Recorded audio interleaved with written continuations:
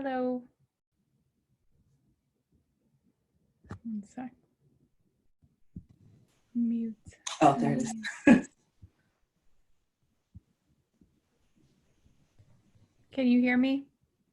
Yes, you are good. I can't. Can you hear me? I can't hear you, so I'm going to sign off something. Hold on. Okay. Oh, wait, I got you. Okay. Is it better? Okay. Yep. Good. Hi, Pete. How are you? Hey guys, how are you? Good. Happy. Nice to meet you, Chanelle. Nice to meet you as well, virtually. The best we can do right now. That's good. That's how everybody's meeting these days. Yeah. I was going to say, I'm not sure if you had officially met yet, so. No. First time. Great. Yeah, first time. Yeah, Shawn and Dave and I have known each other since February of 1995. Wow. I'm the newbie here. You're the newbie. so the three of us go way back. So Got you. they're great. You'll like those guys. Good. And Excellent. I'm gonna sure. follow. Whoever Nicole vouches for is amazing. Yeah. What's that? I'm gonna follow right down the list that I sent you guys. So if that works for you guys, that figured Okay. make it nice and orderly. Sounds good. And I have you as the co-host, so you'll be able, like I said, as people, if they submit any questions, you'll be able to see that. And if you want to weave that into the discussion or save them for the end, it's up to you.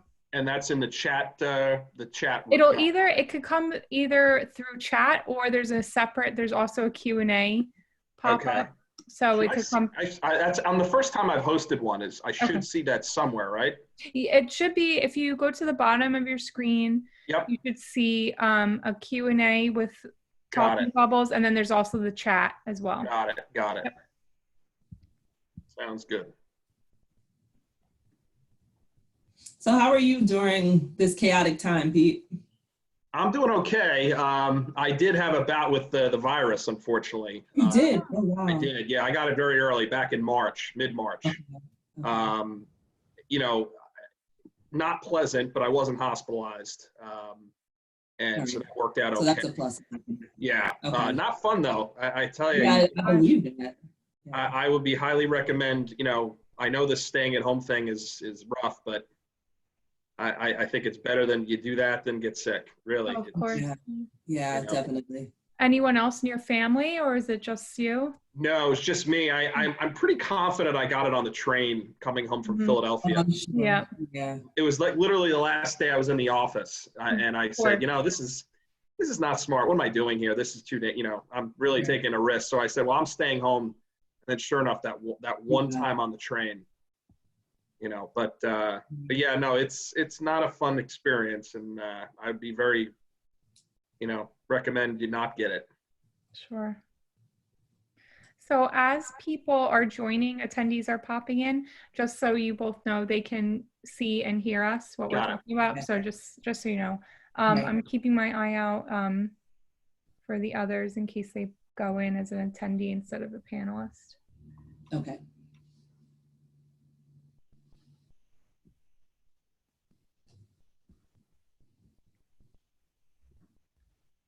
And if it's okay with you, Pete, I have this recording, and afterwards I could post the recording so the attendees or whoever else couldn't sign on can listen. Absolutely. Okay.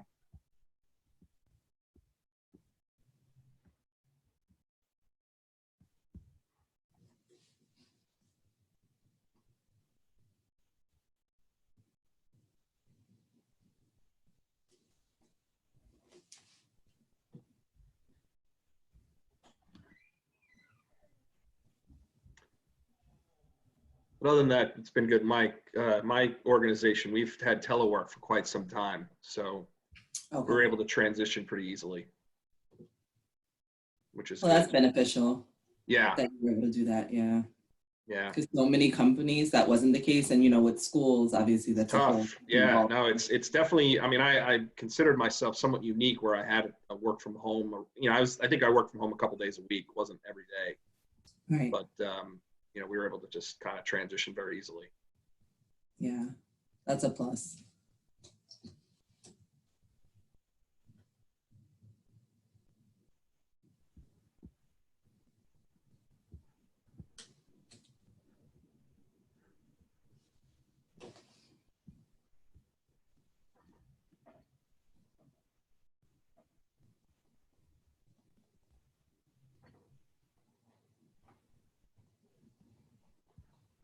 Nicole, did you see that message?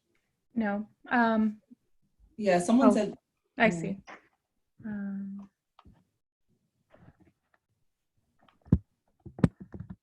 There he is. Worried I wasn't coming? I knew you were I was a coming. little nervous. No, joking. I was worried I screwed up the link, I'll be honest. I was worried too. Yeah. Hi, Dave. I'm Chanelle. Nice to meet Nice you. to meet you, Chanelle. How's it going? Not too bad. How about yourself? Great, thank you. Good. I'm pretty zoomed up here, huh? Should I back myself off a little bit? I didn't realize how close I was going to look. I don't think everybody wants to see that. I'm kind of close. I feel like I'm far. Should I move closer? Actually, that's what you're exactly the way I wish I could look. I'm sort of just the way my laptop is. Do we have any idea how many attendees we're going to have? You know, I didn't check the last registration count. As of right now, we have 15 are signed on and counting. And then afterwards, I can send a report to everyone to let you know how many joined us. And then it will also be recorded. So attendees will be able to view the webinar, or if anyone couldn't make it, they'll be able to see it. Okay, Right. that's fine. I don't need the report. I was just curious. Hi, everyone. Nicole? Yes. Nice to meet you. You How are too. Yes. Thanks for the help. Of course. Hey, guys. Hello. How are you? I'm Shawn, in case you haven't figured that out. Hi, Shawn. Chanelle. Nice to meet you. Nice to meet you as well. I'm Dave. Hi, Dave. Shawn, Three look of at you your know background. each Look at your background, man. You like properly set that up for these, didn't you? Oh, man. It's just how I roll. It's my office. It's my office at home. This is my office. Yeah, well, it shows a lot about who we are as people, Dave. You're much more creative and fun than I am. You know that. I don't know about that. I'm clearly a blank canvas. I was going to say, Chanelle, you're a blank canvas. I like it. love it. I love it. It's like a whiteboard. Lots of possibility there. It's true. I was telling Chanelle and Nicole, we've known each other, three of us, since February of 1995. But you two guys go even way more back. Even Yeah. farther. 1987, 88, something like that. Is that right? Wow. Yeah. I stopped counting. Sixth grade. Yeah. Long time. Long time. Where did you grow up? We grew up in South Jersey, Camden County, near Philadelphia. Okay. So, yeah, we've known each other for a long time. And how about you? I grew up in Piscataway, Nice. so Central Jersey. Yeah. Some Central Jerseyans say North Jersey, but we consider ourselves Central Jersey. But yeah, and live in South Brunswick now. So. Oh, nice. So if you are all ready to get started, we can kick this off. Sounds good. Sounds Sounds great. good. All right, so to our attendees, good evening, everyone, and thank you for joining the School of Business for this webinar. Your microphones are muted, but we encourage you to submit questions for the panel through the Q&A feature or the chat feature as well. I would like to welcome and thank our event moderator, Pete Simons, who is the president of TCNJ's Alumni Association. Mr. Simons is a senior staff accountant for the U.S. Securities and Exchange Commission in the Philadelphia Regional Office. So thank you all again for joining us, and I'll leave it to you. Thank you very much, Nicole, and welcome everybody. And welcome to this webinar on pursuing graduate education during an economic downturn. The purpose tonight is really just to talk about graduate school. Many of you guys are either in college or graduating, looking to develop careers. But what you'll find is when you graduate from TCNJ is that there's more education out there, whether it's in the professional world or in graduate schools. So we've got a great panel tonight representing a lot of different aspects of graduate education, all obviously in the MBA programs, but there's different ways to get an MBA. Part-time, we have the hybrid program, and then we have a full-time MBA program, which all of our panelists tonight represent all of those different areas. So we're gonna basically just explain the graduate school program, MBA programs, and obviously navigating that during what's considered now an economic downturn. Many of us have been through different recessions before, so we can kind of talk about that more as well, how you navigate a career as well as graduate education during that period of time. So I'm going to kick it off first by introducing our panelists. Let's start. Shawn Kelly, why don't you introduce yourself? Thanks, Pete. Hi there, Shawn Kelly. Before I begin, just want to say thank you to Nicole, Peter, Chanelle, and the rest of the TCNJ team for inviting me to be a part of the panel. Certainly an exciting topic, and it's nice to be with you all here today.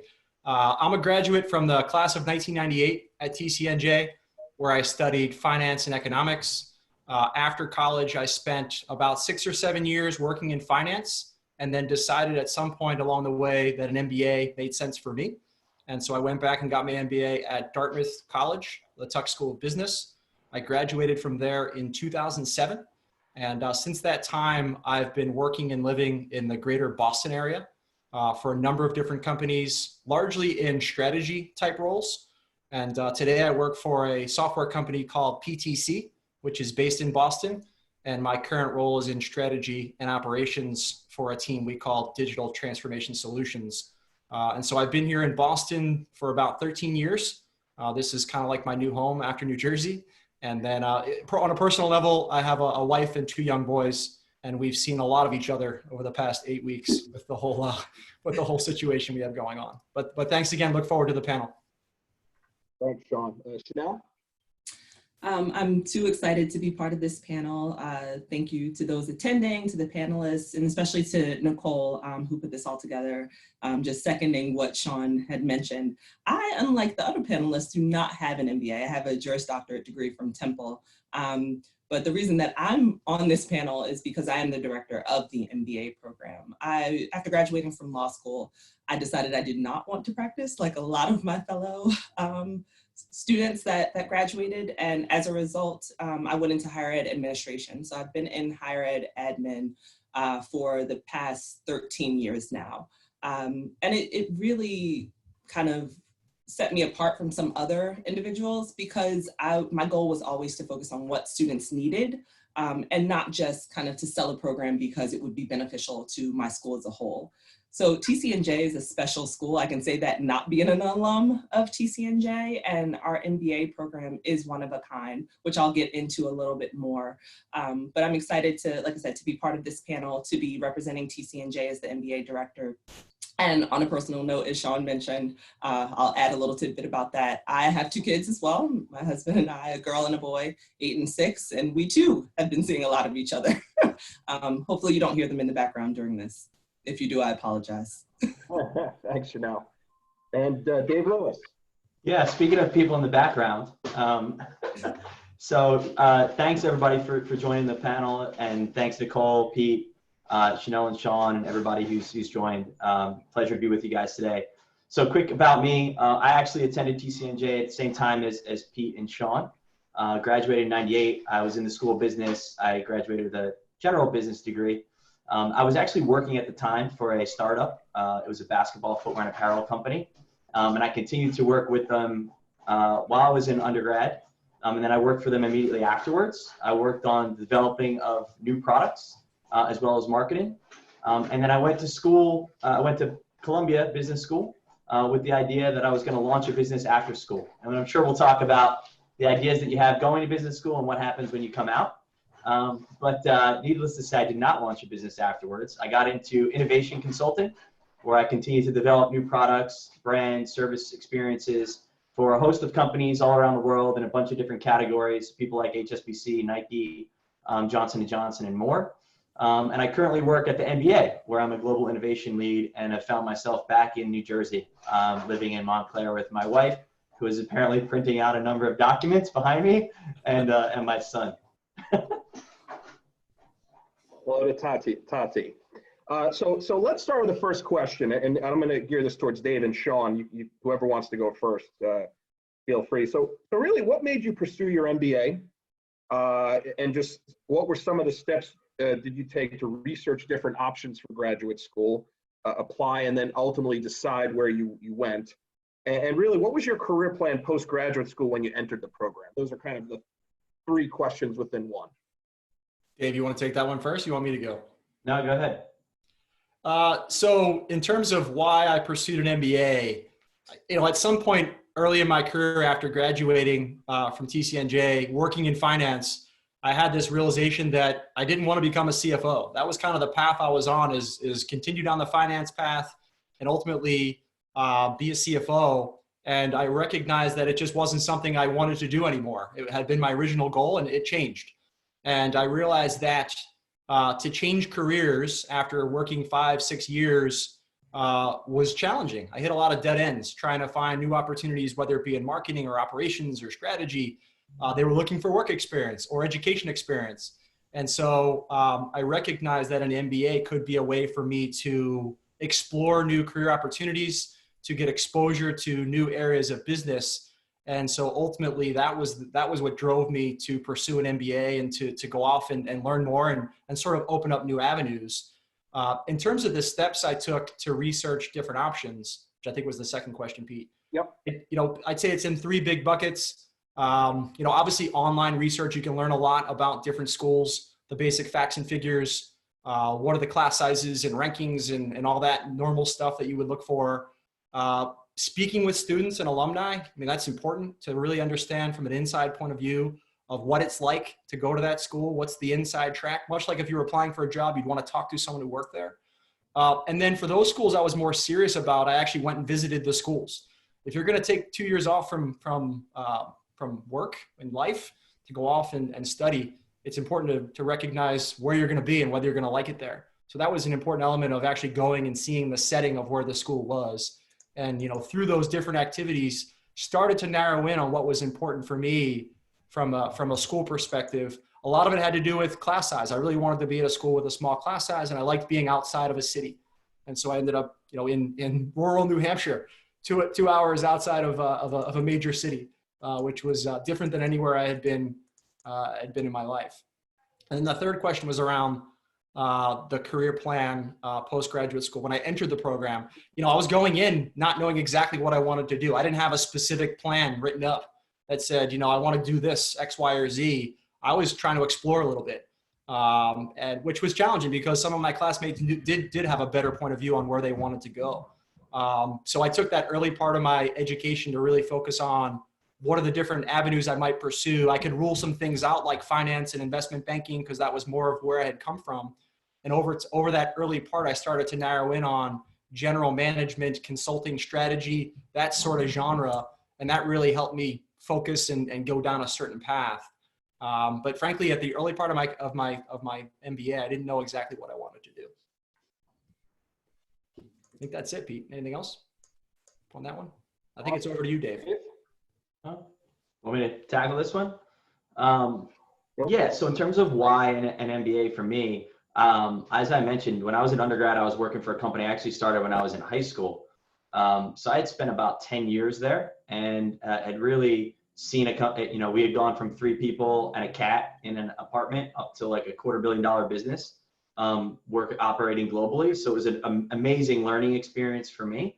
And I felt like I really wanted to get in a position where I could launch my own business. And having worked with brilliant people who were primarily the reason why we had the growth that we had, it wasn't me. But having seen them in all the different areas that are required to run a business, I felt pretty underqualified to do it on my own because I was primarily focused on, new product development and marketing and more of the creative stuff. So I made a decision that I would go get an MBA so I could learn more about, the business of business. And that's what actually helped direct my search as well, because I wanted to look for a school that I felt like was a reputable school. That was really important to me. If I was going to make an investment, I wanted to make sure I could get to a school that I thought had a good reputation, would help me with whatever I wanted to do in my career afterwards. But I also wanted to look for one that I thought was strong in the areas where I felt weak. And that's not something that I hear people do a lot of. In fact, I hear people do the opposite. So for instance, people who want to pursue paths in marketing might go to a more marketing-based school. I guess I zigged when most people zagged. So I thought, I'm not very good at finance and those sorts of things. So I'm going to go to like a finance-heavy school, and that's where I ended up at Columbia. Also with the idea that it was a full university and I could access other classes there, and I could get myself up to New York, which was a place that I wanted to be. So my decision criteria evolved around a lot of those, but I think in terms of making that decision, as Shawn talked about, I mean, for me, doing a ton of online research to understand what specialties were. I mean, you really, when it gets to the application process, you really have to be specific as to why that's the right school for you and what you want to do. So it actually behooves you to do the research and go in and understand what are the courses and the classes that you would want to take and make sure that they fit for you. So the online component is really huge. And to Shawn's point, I mean, going and visiting, talking to students, seeing what the experience is like. I used to do that for other students. You know, I was an ambassador at TCNJ. I played a similar role at Columbia Business School as well, helping people understand what the experience is like, because the reality is they're so different. Whether you go to school in the city, I actually went to visit Shawn for boat races, not the actual rowing boat races, different kinds of boat races, when he was up in Dartmouth. And it was night and day from my business school experience, right? I mean, I was in the middle of Manhattan, lots of access to lots of things, lots of people coming in and out. And then to go off in the middle of nowhere in New Hampshire, it was very cool, but it was a completely different learning experience and educational environment and personal environment than what I had. So I think it's really important to dive in and understand what it's like on campus, what the people are like, small classes, big classes, to really understand what your experience is going to be like, because it is a huge decision and there's so much variety that's out there. And then the last bit, just really quickly, in terms of post-school. No, I went in thinking I was going to launch a business, and I was in a position to do it. We had a fantastic program. It was an incubator called the Greenhouse Program that I was involved in with a new business. And then we decided 2 months before graduation that we weren't going to do it, and we folded. And so I ended up getting into consulting, like a lot of MBAs do, but not on the management consulting side and like the McKinsey Bain direction, more in innovation, which I felt was more consistent with my background and my interests around kind of creating new products and brands and experiences. That's great, Dave. Thanks. And Chanelle, talking about the TCNJ MBA, and obviously you've had the inaugural class this year. Can you just kind of give us an overview of your program? How many people make up the MBA class, the concentrations that make up the program, the type of student that makes up the MBA class, and you know, just why do you think it's a good option for people considering an MBA program? Of course. So staying true to who TCNJ was always important to us when we decided to launch our first graduate program for the School of Business at TCNJ. And we are a small institution that really is all about having a personal connection with our students. And we did not want that to change when we decided to take on a grad program. So as a result, we really were looking to have about 25 students in the inaugural class. We wound up having 32 students who were admitted and started this past fall. We have 2 specializations, and we thought it would be an even split down the middle, but for our strategy, innovation, and leadership, that happened to be the more popular track or concentration that people were interested in. So we had 22 students start in that track and 10 for our data analytics specialization. Both 2 specializations, the 2 specializations that we chose, we really focused in on the needs of students and the needs of in industry. So as a result, those were the 2 that we decided to spearhead our program with. The students are made up from, you know, different backgrounds professionally and experience-wise as well. We have individuals who are engineers, some entrepreneurs. We have individuals who are in the finance industry, some marketing professionals, and we also have 1 scientist. So they're all across the board looking to continue their or obtain management skills so that they can move up in their career. We have individuals who have only 2 years of experience. That is the minimum requirement for our program, although that may be changing given the situation right now in the world where we know people are losing their jobs. Individuals may not be able to find jobs directly after college. So we may open that up and kind of waive that requirement at least this coming year. But then we had 1 individual who had 30 years of experience. So for him, it was really more of a personal thing. He wanted to get a graduate degree and felt that having an MBA would bring him to the C-suite level. So that's why he decided to take part in our program. So, I mean, overall, what we're looking for in a student is someone who understands the need to have that one-on-one connection with faculty members and with their fellow students. Understand that it's not only a learning experience from the theory or practical side, but it's a networking opportunity for you as well. And that's a big one. So students want to be aware of that. Thanks, Chanelle. Second question, talking about life as a full-time MBA student, Shawn and Dave, could you just kind of talk about what it was like to be a full-time MBA student both at Columbia and Dartmouth? Obviously, you talked about how different they both were. What were the classes like, specific professors you had that you enjoyed taking their classes in? Extracurricular activities, maybe you can kind of talk about that as well. And maybe it's just some of the major differences between graduate school and undergraduate. Dave, you can take this one. All right. In a word, awesome. If you could go back, the way I used to explain an MBA experience is if you could go back to college, only have money, and know everything that you knew at the end of college before you started, that's like what a graduate experience is, at least my MBA was. It was amazing. The people that you're surrounded with are fantastic. I'm sure like the TCNJ program is as well. It sounds extremely diverse. Columbia was extremely diverse. We had people from all over the world in a number of different industries. So you learn from your classmates just as much as you do in the classroom.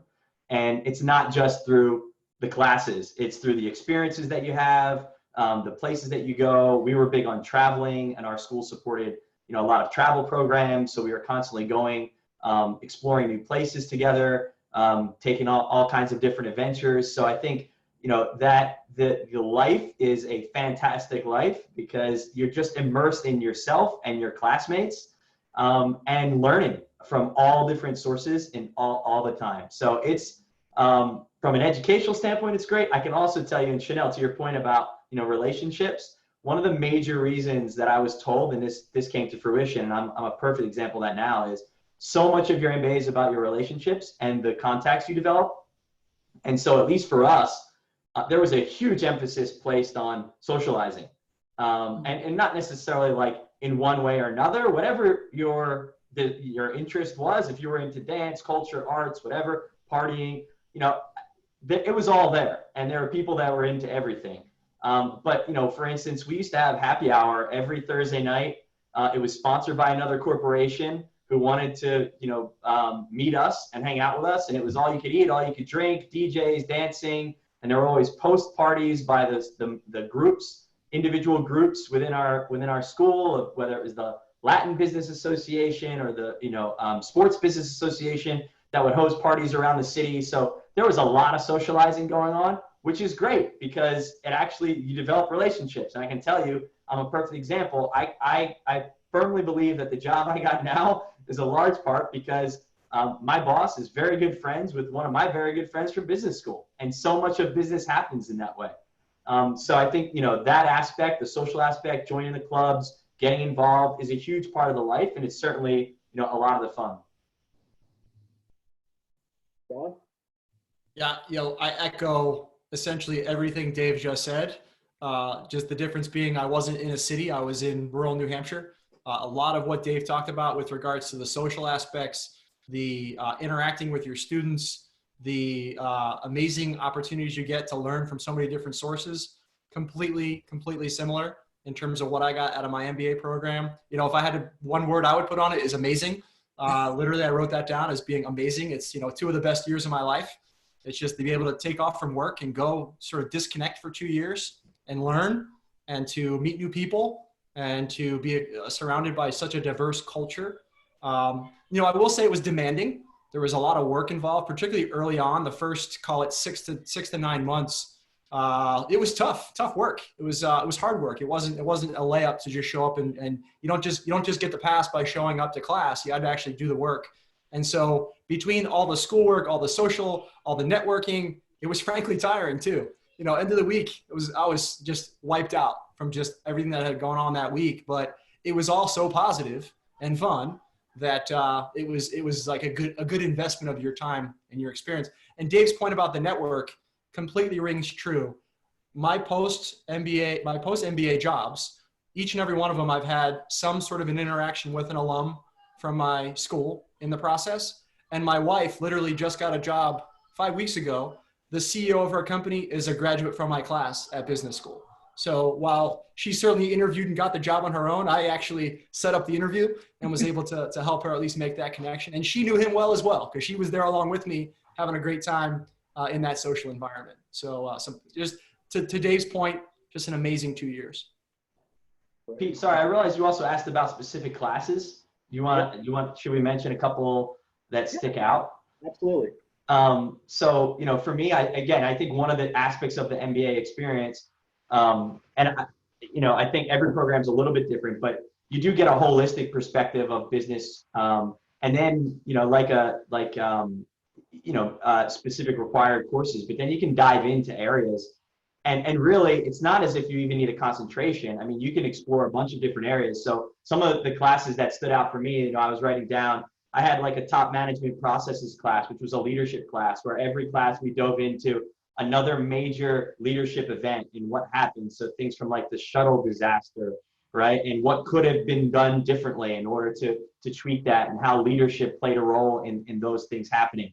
I had a whole strategy and media entertainment class, which was taught by a Nobel Prize winner, right? And I had actual owners, CEOs of media companies coming in and talking to us. Same thing, I had a business of sports class, and we had a different league executive to come in and talk to us each day about what that was like. And then I mentioned the greenhouse class, which for me, as someone who wanted to be an entrepreneur, it was fantastic to have an opportunity to go in and really not just work within the class and from my professors, but with my classmates on developing new business ideas. And they helped us take it to whole nother levels. It's just, those types of experiences I think are fantastic. Yeah, I'll echo Dave's points again. Just the idea that for a lot of the classes, you talk about a case, and then, at the end of the case, the CEO of the company is there and talking with you for 45 minutes. And then afterwards, there's a meet and greet where you can go and have a conversation. I mean, those types of interactions are just priceless, frankly. It's amazing, just that opportunity. And these are very successful, very well-known people who are out in the business world that you're having one-on-one discussions with and learning more about. That to me was just something that really, really resonates with my experiences. I will say that TCNJ prepared me very well, particularly for the areas that I focused on in undergrad in finance and accounting and economics. When it got to those classes at Tuck, which were some of the required classes I had to take, I felt in a very strong position.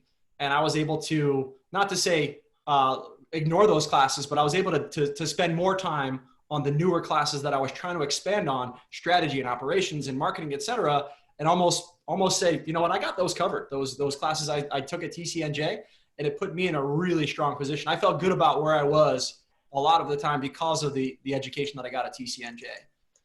And Dave's point about, some of the professors we've had, just world-renowned professors in their own right, who are, well-known experts, whether it be in strategy or communications or marketing, whatever the case may be. These are the people you see quoted in the press, the people on CNBC and the Wall Street Journal that you see all the time. And so just to be in their presence and to learn from them was pretty amazing. Right. Now, could you talk about life as a TCNJ MBA student? I know one of the things I wanted to cover was the hybrid in-class experience, which is unique to TCNJ. Maybe talk about the concentration versus graduate core courses that you offer, and obviously some of the differences in graduate school at TCNJ versus the undergrad. Right, so TCNJ is a little different than the programs that Shawn and Dave went through. We are a part-time hybrid program. So what that means is that for each of the semesters, as you're taking the classes, you're doing both online courses and on campus. So for one class, there would be only 6 times during the semester that you would need to come to campus on a Saturday, and the rest of the coursework would be done virtually, just through a Zoom meeting, through the Canvas platform that we have for the institution. And we're a little different in that those classes are held synchronously, right? So most online programs or hybrid programs have an asynchronous class where, you chime in when you have time to answer questions, to read feedback that either faculty or your other classmates have added to the platform. Whereas through the synchronous method, it's almost like you're in a classroom, even though you aren't physically in a classroom. So that makes it a little different for us. And it made the transition with COVID-19 happening, a lot easier for our program as a whole because the students were already doing this. The only thing that changed is for the on-campus sessions that they would have ordinarily had, those two are being done virtually. And those sessions are in the evening. Our program was really developed for the working professional, so we recognize time may be limited and you need the utmost level of flexibility available to you, and that's how it was designed. As far as the concentrations or specialization and the grad core courses are concerned, we also kind of flipped it. So a lot of times with MBA programs, you do like a core curriculum that first year, and then the second year, you pick kind of the classes you want to take based on what your interest is in.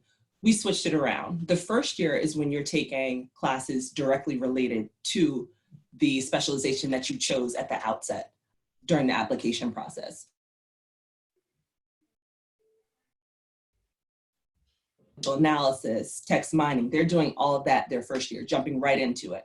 And after that first year, they get a certificate. So there's an immediate return on investment that they're able to see.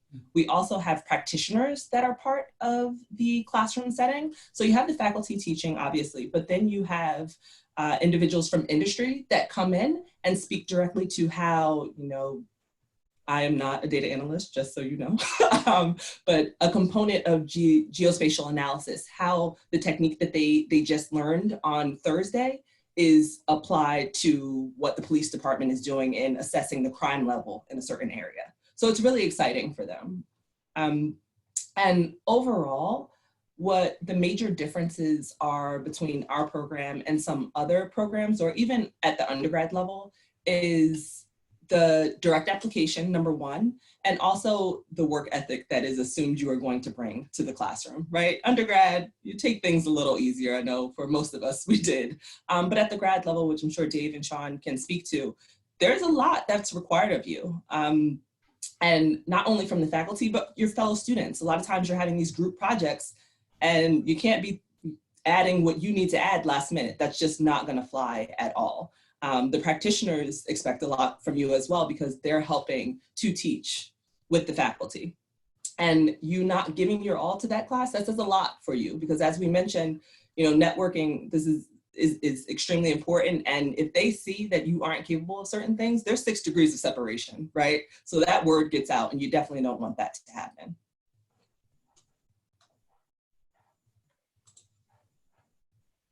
I don't know if I froze. I still see you. Oh, okay. Yeah. I think I lost Pete though. You lost Pete. Oh, we did lose Pete. Oh. Before he comes back, I have a few questions that have come up in the chat. Sure. So let's see. I guess so. Dave and Shawn, what would you have done differently if you could go back and do your MBA again? Good question. Mm. I'll take that one, Dave. So, Yes.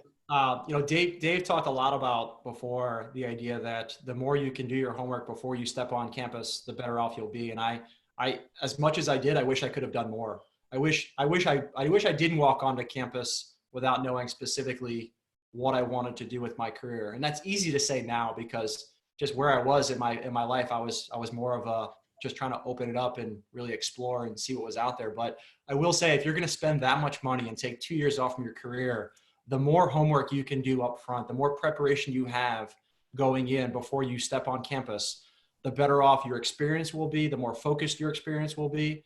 And I think you'll get more out of that investment.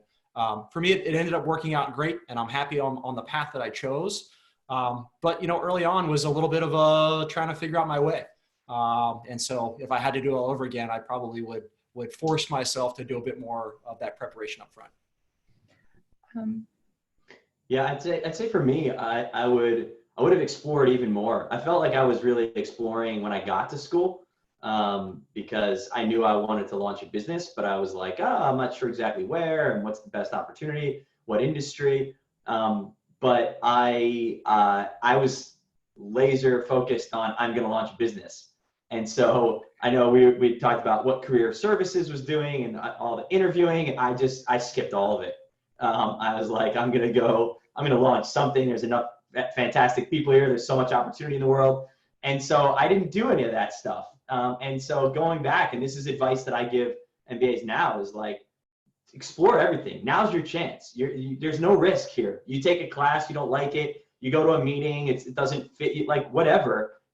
It's okay. Like this is a time for experimentation and to try to figure out exactly what you do want to do. Because to Shawn's point, like it's a huge investment, right? And you want to come out of it in a much better position than you were. And sometimes it's learning what you don't like and what you're not into, and that's totally fair as well. So the more you can get out, and having done that prep work that Shawn mentioned, but once you're there, I think just broadening your horizons and trying to dip your toe into as many things as possible is, I would have wished that I had done that even more than I had. And I felt I was stretching myself to begin with.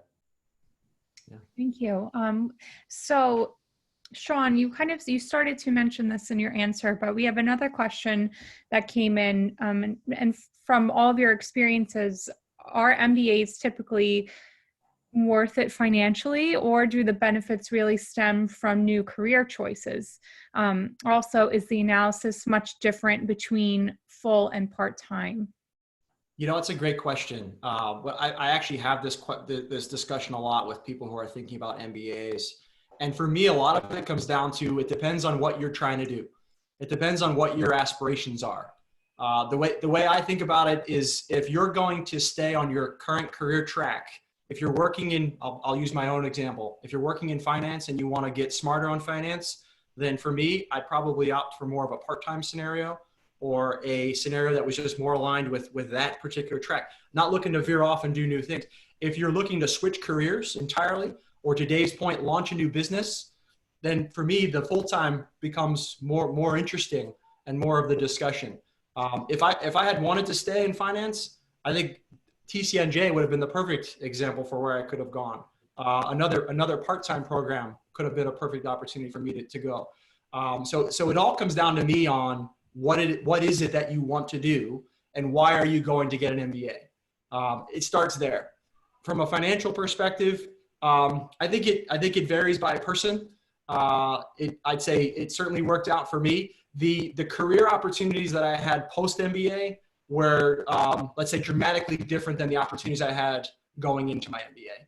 And a lot of that had to do with not only the education I got, but to Dave's point about the network, just the fact that I have an MBA from Dartmouth College allows me to have a conversation that I might not have had otherwise. It opens doors that weren't there.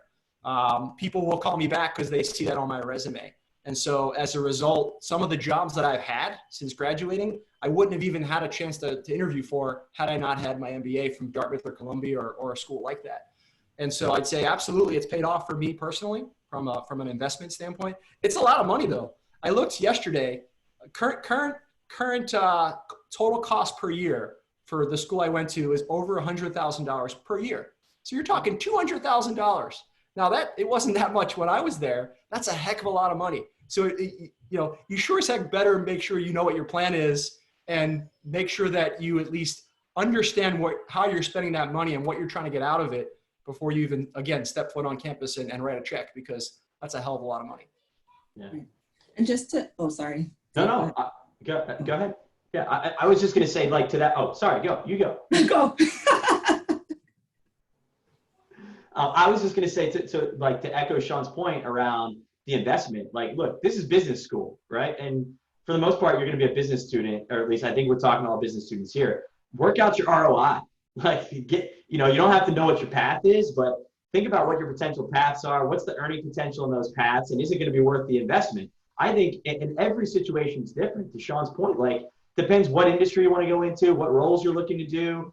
I mean, it's great for career changers, but that assumes you're not in business in any aspect when you came in, which wasn't the case for us.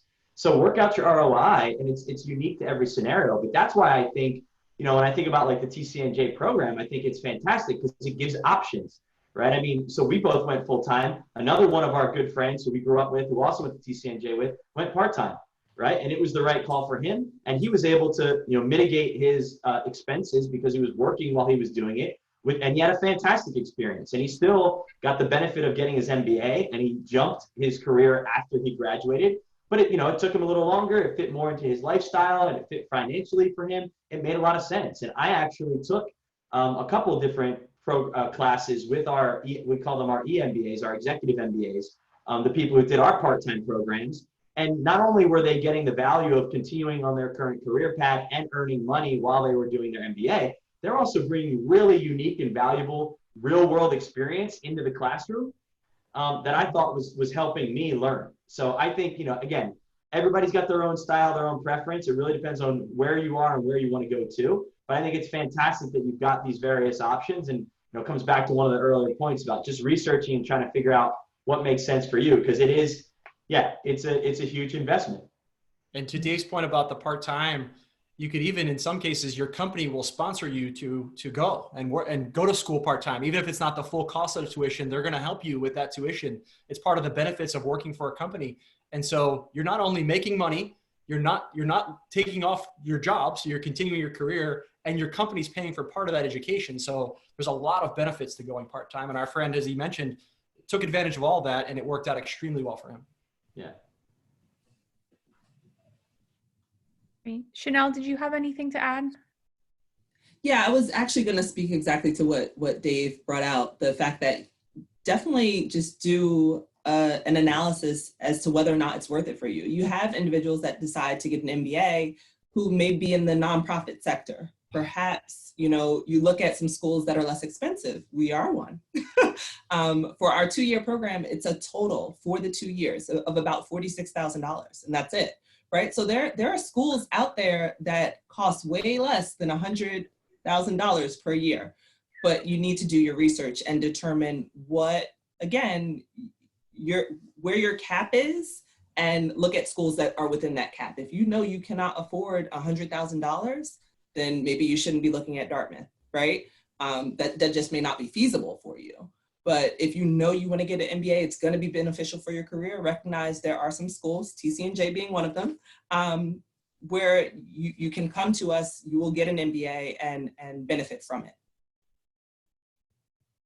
I love that TCNJ is still an awesome value option, even when it comes to graduate programs. Love it. That's fantastic. Yeah. I mean, again, it's always our goal, right? Stay true to who we are. So yeah. Great. Yeah. It's great. What are some things to consider when deciding if you should go to graduate school, either part-time or take time off and do it full-time instead of going right away to start your career? Dave, you want to take that one? Yeah, I was just going to say, I think so much of it has to do with where you are now, what's your current situation, financially, personally, professionally, because it's a life decision you're making here, right? To our point about it's hard work. You're gonna be locked in, and you're gonna be expected to produce, and you're gonna want to produce, because the more you put into it, the more you'll get out of it. So where are you in those aspects? Where is it that you want to go as well? And I really believe, and I tell this to everybody, this is such a personal decision. You've got to consider all the factors of where you are, where you want to go, and what's the right fit, right? And it doesn't matter so much about the title, none of those things. We have another one of our really good friends who did, his MBA at St. Joe's, right? And it was like the perfect scenario for him from a timing standpoint, career standpoint, and it made sense, right? It's like you got to figure out what the right match is for you, and then I'd say once you do that, go for it. But yeah, that would be, I think factoring in all of those considerations in terms of where you are now and where you want to get to have to play a role. I agree with everything he said. Yeah. Sorry for the we're having the storm of the century outside here, and my power went out, but we're Welcome back, Pete. Okay. We missed you. I do apologize for that. And I did catch the conversation about a part-time MBA. I'll chime in on my end. I actually also got an MBA from Rutgers, and I went part-time, worked full-time and went at night. So I can obviously comment on that experience as well. I mean, for me, I worked in financial services. I wanted to stay there. I had a career path that I liked, that I wanted to build on. I felt like a graduate education was extremely helpful for that, and it has been. Working specifically in compliance and regulatory, but I also did consulting at the Big Four, worked at some major investment banks as well while I pursued that. So that was the other thing I probably should have mentioned, that I also have an MBA, and that, if you're looking at the different options, that the part-time is also one that you may want to consider as well. Yeah, I agree with what everyone said. I think it's mainly about you assessing your own life and determining or figuring out what program best fits your needs, because there's a program out there for pretty much everyone. But you need to assess what's going to be the best for you. So I don't know where we left off. Did we cover career planning or career the job search process? Did we cover that? We did not. No, we did not. So we didn't want to cover that. With there you go. See that? Right in sync. We let it right where we left off. Just maybe talk about the job search process. I know Dave and Shawn obviously going full time. You had an internship process, but also a full-time job search process. Maybe you can kind of talk about how that worked in the full-time MBA program. Go ahead, Shawn. Yeah, so I'd say, from the very first week of being on campus, they were helping us, the Career Development Office was helping us with our resumes and making sure that we were using sort of a standard approach and a format and getting the best out of our resumes. And then they did a really good job of organizing visits for companies to come onto our campus and to talk about their companies and the opportunities they had for MBA students, both internships as well as full-time. We also had a bidding process, so that you basically had a set pool of points that you could allocate towards companies, and you could essentially bid on getting interviews with specific companies, again, both for interviews and full-time. So if you really wanted to work for PepsiCo and that was your one goal, then you could use a lot of your points to get that interview with Pepsi and almost guarantee that you get that interview with Pepsi. There was also, for someone who was interviewing a bit with consulting firms, they also did a great job of preparing folks for a case interview. So setting you up with second-year students who had gone through the case interview process and practicing it and going through that process. So I'd say those were the big things that our school did to help get you ready. My internship ended up being at a small boutique consulting firm in Boston called EduVentures, focused on the education space. I was still on the fence on whether I wanted to do consulting or more corporate strategy. And so it ended up being a really good fit for me, because that boutique consulting wasn't the full management consulting experience of a McKinsey or a Bain or a BCG, which frankly, I wasn't all that interested in. But at the same time, gave me a little flavor for what it would be like to work in strategy. And as a result, it was again, a good experience for me to get some experience in strategy, so that as I went and had full-time interviews through the second year, I had something that I can point to as real world experience in that same field. Dave? Yeah, so as I alluded to earlier, I should not have bypassed this whole part of the MBA experience as much as I did. That's the one thing I would have changed, and getting more exposure to different areas. A lot of the same resources, were available to me that Shawn mentioned. I think, one of the stories I always tell about business school is my very first weekend there, we all went out like small groups for drinks, and this guy, his actual name was Shawn Kelly, different Shawn Kelly, was sitting next to me and mentioned, we're talking about what we want to do. And he's like, I've got a 5-year plan and blah, blah, blah. Went through every firm and every position that he was going to work on, and therefore backed it up into everything that he was going to be doing for the next 2 years. Now, unfortunately for Shawn, his career plan didn't involve the financial crisis, and a large number of those firms that he was planning to work for were dissolved and no longer existed. He's done extremely well for himself and made it work. But my point there is, it's good to go in with an idea of where you want to get to, but then open yourself up and take advantage of all these resources when it comes to like meeting new companies and trying out new industries. Explore, go meet them, see what a role or a job in that area might be like, because you never know. Again, this is like, you've got a safety net for a little while you're there to try and figure out what might be a good fit for you. And that's really, in my mind, where the internship played a role. I ended up doing an internship for a nonprofit that launches new nonprofits. They invest in early stage new nonprofits, because I was debating whether I wanted to get into nonprofit. And I realized from that experience, no, I did not. And so again, that's like as valuable as knowing what you do want to do, knowing what you don't want to do. So I just, again, this concept of experimentation and exploration, I think is really important. And when I think about the preparation process, there's a ton of resources there, and just take advantage of them to feel better and feel more confident about going out there and trying new things. Thanks, Dave. And again, when it comes to a part-time program, I can speak for myself. Rutgers, you already have a job, so you're more or less focused on the education, not as much so on the job placement perspective. But maybe Chanelle, could you kind of talk about maybe as a part-time MBA student at TCNJ, obviously you would have the opportunity to leverage all the different career services opportunities that are at TCNJ, and obviously having a smaller class, you'd have obviously more attention as an MBA student. Can you maybe talk about that and maybe the future career planning for TCNJ MBA students?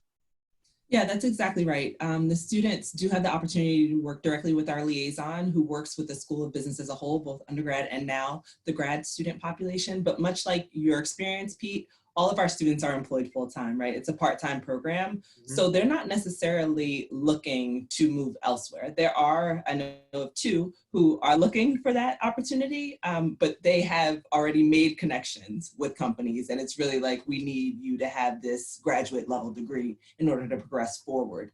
So as a result, we haven't had as many students taking advantage of working directly with our liaison, but she is making it a point to tell all of the employers that we work with that we do now have a graduate degree within the School of Business. We have our MBA program. So when you have job opportunities for individuals who hold an MBA, send them to us so that they can be posted on our career platform, which is Handshake, and it is available to them. They can go in to have an analysis of, their skill set if they want. But again, it's a different group of students that we're working with, so you don't see that as often. And I had the same experience at Rutgers. I had access to the career services. There were postings and internships available for part-time students as well. So you do have the option of pursuing that. I think at the time, I just didn't need those services. I mean, I kind of had an idea of where I was going with my career, what I was looking for. The MBA was sort of an addition for me. So very similar to TCNJ. Just a quick point there. Sorry, and I don't mean to put words in anybody's mouth here, but I assume it's the same with the TCNJ program. Like, a nice thing about an MBA, it's for life, right? So you can, to your point, Pete, like, you can access those resources, and this continues to work for you. So even if your next move or like, that's support that you're going to have ongoing throughout your career. So it's a long-term investment in that sense, and it's a long-term support system that you've got to take advantage of. Absolutely. Great point. That is definitely the case. Just wanted to cover too about pursuing graduate education or having a graduate degree during an economic downturn. Obviously, we're kind of moving into what looks to be a downtime in the economy. Obviously, we've been through this before. I mean, this is probably, I guess, my third major economic recession since I've been working. Maybe you guys can just kind of maybe talk about some of the benefits of maybe getting a graduate degree and how maybe it might help you during times like this. Dave? I don't know if anyone wants to go. I mean, I can go. I mean, I can tell you just from my perspective that the thing you notice about economic downturns when it comes to the job market is that it does become more competitive. And, I think that having every single skill, every single benefit, every single level of education, every single aspect of a network comes into play and is extremely helpful when times get tough. And it just from my perspective, to me, I'm very happy that I have it to compete, not only for jobs externally if I was, I mean, I'm currently not doing that now, but internally as well within my own organization, having the added skill set, the added degree is extremely helpful, and also gives you the opportunity to kind of bridge out to different areas in case, let's say, you were to have a layoff or a job loss. You would have that opportunity in a different network and another level of education to pursue opportunities. So I mean, I think that's one of the benefits of pursuing it. Now, obviously, doing it during a downturn, can be somewhat stressful. But I think Shawn and Dave, you might have been in school during, I guess, was it the economic recession of 08 or you kind of were sort of bridging that. Yeah, Dave, you were 06, right? You graduated. I graduated 07. And so we got out just before that happened. And so luckily for me, I got my job and things were good. And then I was able to sort of withstand that recession that occurred. But a lot of the graduates in the class behind us who were going into banking jobs in particular, which at least at our school, the two big tracks that people went into were banking and consulting. This is back in 2007. I think that's changed a bit today. It's probably a lot more tech heavy than it was back at that time. But at the time, banking being such a big area of emphasis, a lot of folks that were graduating in 08, 09 had a really hard time getting jobs, much more so than in years past. So I was fortunate that I got in just before that happened, Pete. But the MBA did everything that you said, Pete. Not only the degree itself, but what I learned, the network. I mean, that's a really important aspect of just, it's not like your fallback plan, but if things go south, you know that you have that to go back on, and you can contact your career development office. You can reach out to your classmates, and you have that degree to really expand into new areas, Pete, to your point. So it just gives you so many more options. And traditionally, you'll find the research out there to say that when there is a recession, when there is an economic downturn, that applicants, right? Because they know that, if I do lose my job, I need to find a new job. Like Pete said, what's going to put me a step ahead of someone else is the fact that I have this graduate degree, I have an MBA, versus another person who does not. And there are plenty of people that are going to be applying for that same job, since a lot of people have now lost their jobs. So I think it's a great time to be applying. Again, that comes with, oh, I don't have a job now, I have to rely more heavily on possibly a loan, an education loan, lower interest rate, so that there's something to be said in that. But it is money that you have to find somewhere. So that's always a difficult decision for people to make. But then that goes back to what we were saying before, where you need to assess your situation. Maybe a full-time program may not be right for you. Maybe a part-time program where you can kind of drag it out a little bit more. So you are paying less of an amount. But everyone is different. So you have to decide what's going to be right for you. Mm-hmm.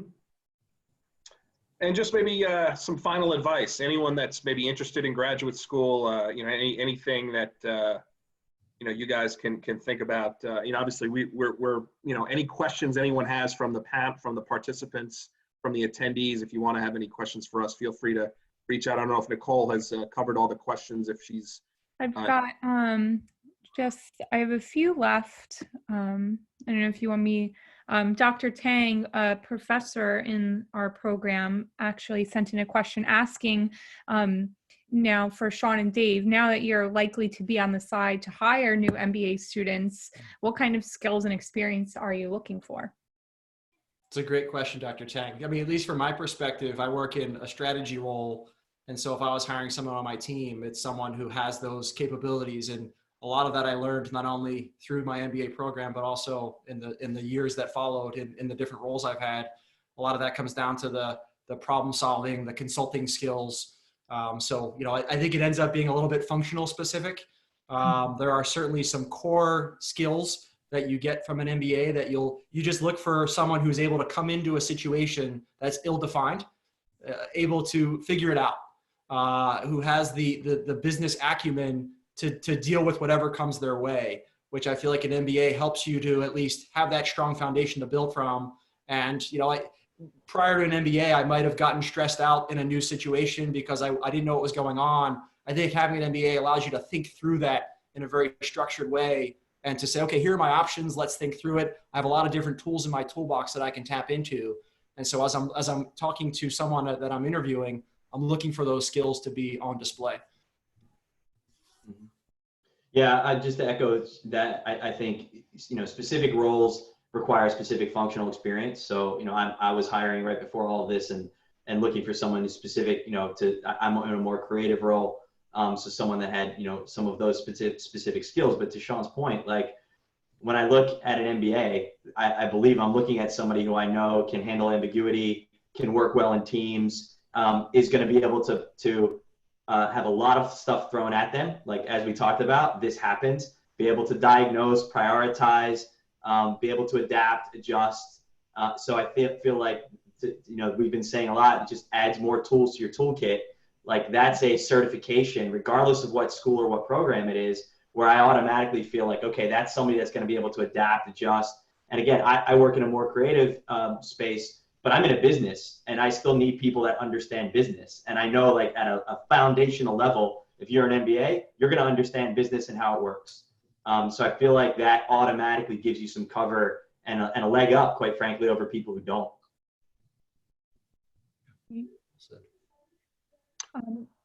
And then if you don't mind, Chanelle, we had a student ask a question, with TCNJ right now, students during the semester are able to take a pass-fail instead of a letter grade this semester in a course, and they're wondering if it would hurt them to include an ungraded option of a course during their admission process when applying to MBA programs.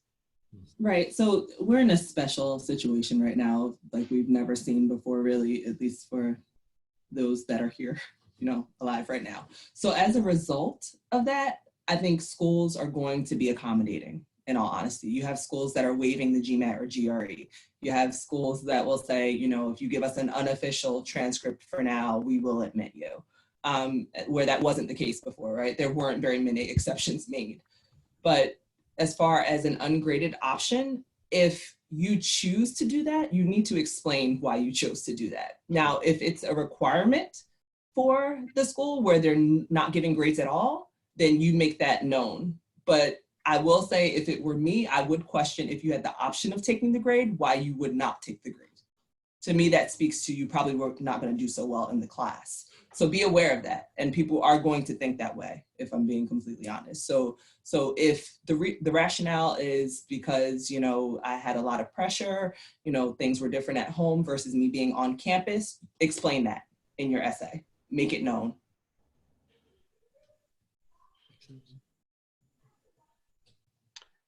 Any other questions in the queue, Nicole? I believe we are all set. I think we covered everything.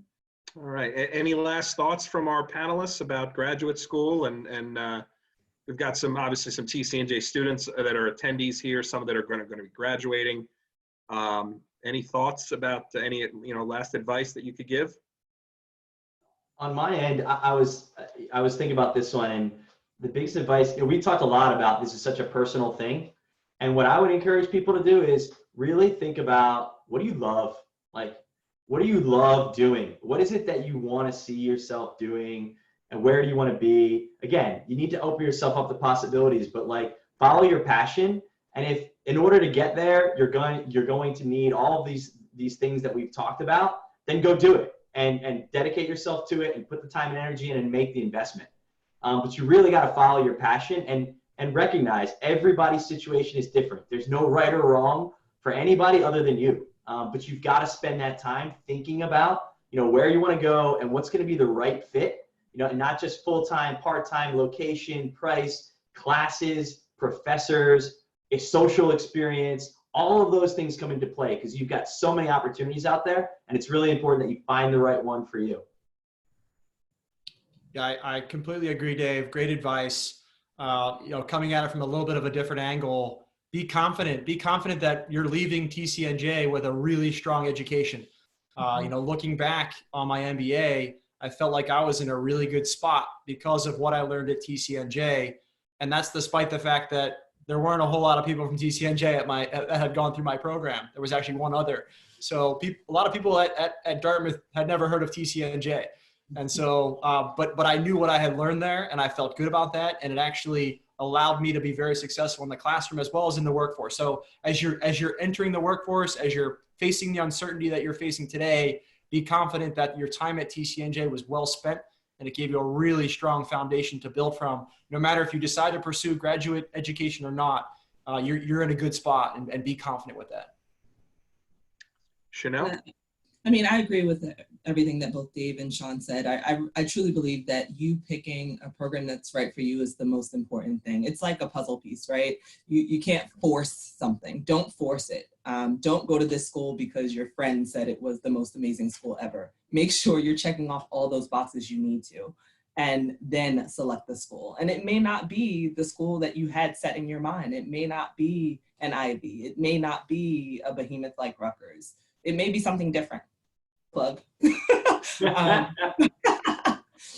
you know, choose the school that's going to be right for you.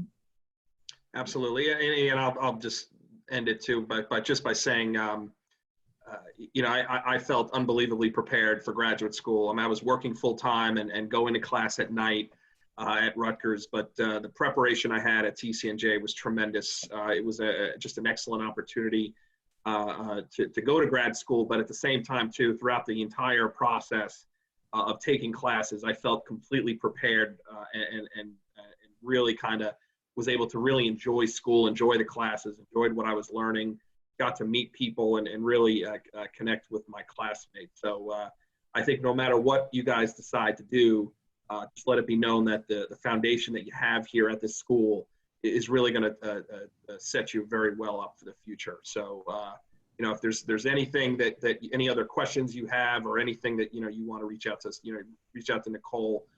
You know, we certainly would be happy to help you with anything in the future. But I hope this has been helpful for all of you guys about graduate school. And sorry for ducking out for a little bit. The storm seems to be over and I got my power back. So I'm back again. Good to hear, glad I was able Nicole was seamless, man. She dropped in right. She was good, man. She was good. So I do apologize for that. No problem. Well, I'd like to thank all of you on behalf of the School of Business for joining us this evening. I know everyone's on Zoom meetings all day, so we really appreciate your time. And again, for our attendees, thank you for joining us. This event has been recorded. I will post it online, so you'll be able to access the presentation there. So thanks to everyone, and we'll see you soon. Thanks, everyone. Thanks, guys. Thanks, everyone. Good luck. Yeah.